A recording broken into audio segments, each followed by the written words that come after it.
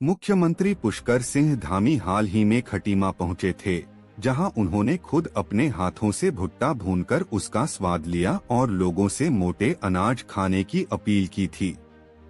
मुख्यमंत्री की इसी पहल को आगे बढ़ाने के लिए हल्द्वानी की सामाजिक संस्था अभ्युदय एक परिवर्तन ने अनोखा आयोजन किया, भुट्टा पार्टी।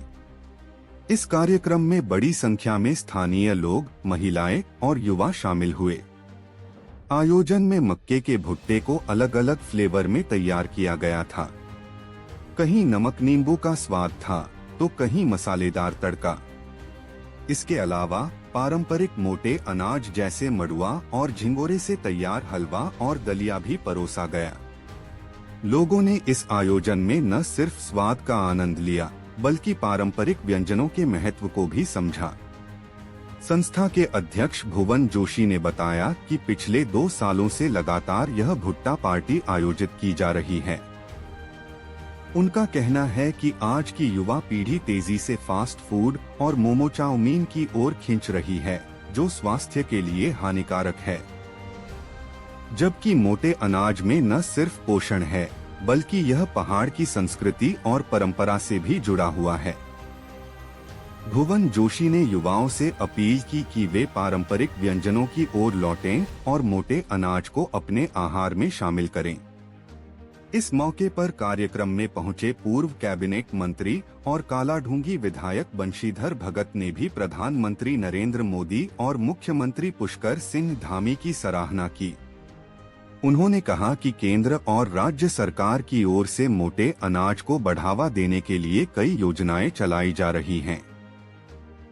इससे न सिर्फ लोगों की सेहत सुधरेगी, बल्कि किसानों को भी अपनी उपज का बेहतर दाम मिलेगा। उन्होंने बताया कि मोटे अनाज की खेती को बढ़ावा देने से पहाड़ के किसानों को नया रोजगार मिलेगा और पलायन जैसी समस्या को भी कम किया जा सकता है।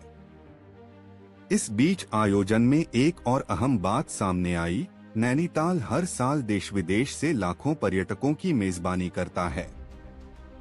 इन पर्यटकों को यहाँ का भुट्टा बेहद पसंद आता है।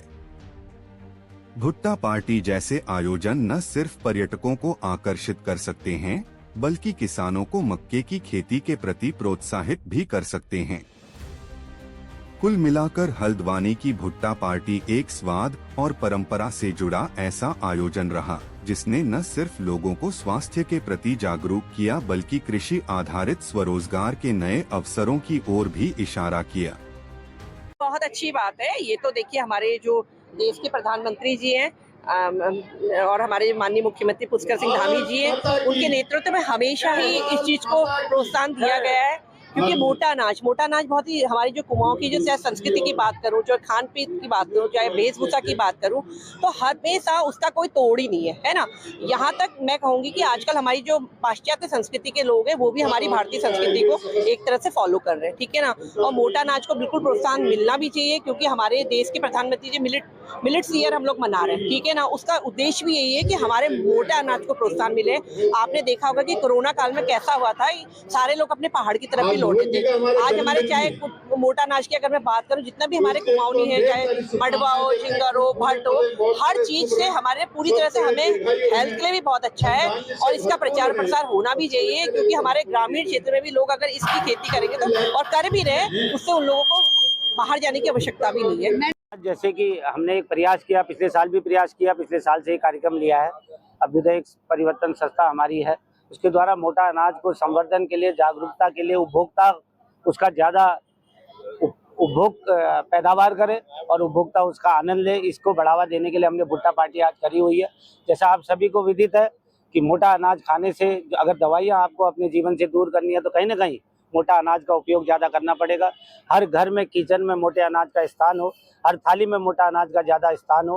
कहीं ना कहीं मोटे अनाज की उपयोगिता आजकल सभी युवा पीढ़ी पढ़ी लिखी है, गूगल पे सर्च करती है। आप कहीं ना कहीं देखेंगे मोटा अनाज 2023 विश्व पटल पे मोटे अनाज के लिए, मोटा अनाज के प्रति विश्व पटल पर 2023 को मिलेट वर्ष एक इंटरनेशनल लेवल पे रखा गया था। प्रधानमंत्री जी, हमारे इस प्रदेश के मुख्यमंत्री यशस्वी पुष्कर सिंह धामी जी ने मोटा अनाज की पैदावार के लिए 80% तक की सब्सिडी दी है। और आज देखेंगे आप 5 स्टार होटलों में भी मिलेट थाली सबसे ज़्यादा उपयोग होने लगा है। मध्याह्न भोजन में मोटे अनाज के लिए स्थान रखा गया, तो कहीं ना कहीं मोटे अनाज की जागरूकता के लिए सब लोग काम कर रहे हैं। कौन-कौन से व्यंजन यहाँ पर तैयार किए गए हैं? आज हमारे यहाँ पे जैसे भुट्टे में हम लोगों ने भुना हुआ भुट्टा, जो आप लोग बहुत प्रतिष्ठित है, हमारे इस एरिया में काफ़ी उपयोग किया जाता है। उबला हुआ भुट्टा, जैसे लोग उबले हुए भुट्टे का चटनी के साथ आनंद ले रहे हैं। हमारा स्वीट कॉर्न, जिसको काफ़ी लोग स्ट्रीट फूड पे लाते हैं। हमने झिंगुरे का दलिया, हमने झिंगुरे का उपयोग किया, मंडुवे का हलवा। तो हमने ये जो मोटे अनाज के जो हमारे विभिन्न प्रकार के, इनका उपयोग कैसे होए और चाउमीन मोमो से दूर कैसे जाएं लोग, कहीं ना कहीं इसकी ओर हमारी संस्था प्रयास कर रही है। निश्चित रूप से मैं इस बात को बड़ी गंभीरता से लेता हूं कि आज की युवा पीढ़ी जो है चाउमीन, बर्गर, मोमो इत्यादि की तरफ जा रही है, ये शारीरिक रूप से, मानसिक रूप से आदमी को, व्यक्ति को कमजोर करने वाली चीजें हैं। हमारे मुख्यमंत्री जी भी इस बात को कर रहे हैं और प्रधानमंत्री जी भी कह रहे हैं कि मोटे अनाजों में जो बात है वो इनमें नहीं है।